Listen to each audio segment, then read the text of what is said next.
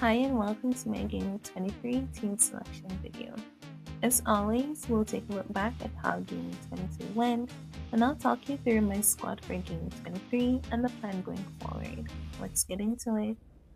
Another game week and another red arrow. Not a massive one, but definitely not green. In fact, this was my lowest score of the season so far. My previous worst was 34, so tune in next week to see if I somehow manage to break into the 20s. At this point, anything is possible. The only real positives came from the Arsenal defense. Gabriel picked up 8 points and Rhea picked up 6 points with a clean sheet, and honestly without those two, it would have been uglier. Going into the week, my biggest concern was minutes. Would my players actually start? For the most part, they did, which somehow didn't make things better because they were absolutely dreadful. Saka and Cherokee were the only two who didn't start, and they're players who I need to think about seriously going forward. Overall, 3 players managed just a single point, that's Saka, Cherokee, and Alderete, who's always getting 1 point from me every week, and everyone else chipped in with a solid 2 points. Consistency, just not the kind that we need, right? So overall, 31 points this week, a red arrow down to 2.1 million, so we're definitely going in the wrong direction. Hopefully we can start getting some green arrows and move up the ranks, but you never know over here. Anyways, let's take a look at how my team is looking for Game Week 23. I'm sticking with Rhea in goal this week. At this point, Arsenal defenders are basically carrying my season. They faced Manu at home this week, and I'm happy to roll the dice on Rhea over Dubravka this week. In the defense, I've got Gabriel, Anderson, and Alderete.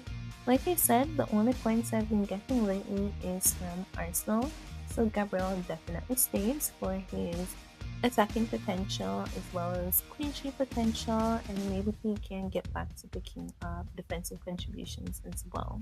Anderson usually takes along with 2 points. Maybe he will go up to 4 if he can pick up defensive contributions again. Both him and Gabriel have not been getting DEFCONs lately, so that's unfortunate. Then there's Alderete. He's been absolutely dreadful since I brought him in, but he does usually start, and at this stage, I'll take guaranteed minutes and hope for more than just 1 point. My only real alternative is Gaiety, who just moved to City, and I'm not convinced his minutes are secured either. So yes, the defense is rough, no arguments there. Plenty of uncertainty with my players. With O'Reilly, I'm not playing him either because of the minutes, but if anything changes come Saturday, I might play Gaiety if I think he's gonna get more minutes, but for right now, the defense is Gabriel, Anderson, and Alderete with a possibility of Gaiety.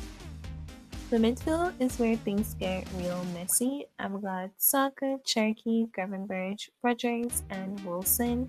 Saka did not start the last league match, which is a big concern. He's too expensive at this point to keep if his minutes aren't secured, especially when you have someone like Declan Rice, who is 7.4 million, I believe, and he's getting way more points consistently, and he's starting consistently. Saka is over 10 million and he's not starting, he's not scoring, he's not getting DEFCONs, he's not getting assists. I'm really not sure why I have him in my team right now.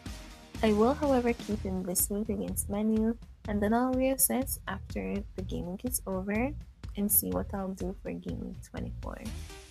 The same concern goes for Cherokee. He's a lot cheaper than Saka though, but his minutes are just not guaranteed.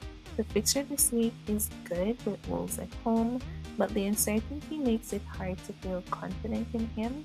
Like when he does play, sometimes he plays well, sometimes he doesn't, but there's just so much uncertainty with him in my team, so I'm not sure what to expect from him this week. Gravenberch is up against Bournemouth this week. He's a budget midfielder that I'm happy to keep. He's only 5.7 million, so he's not breaking the bank.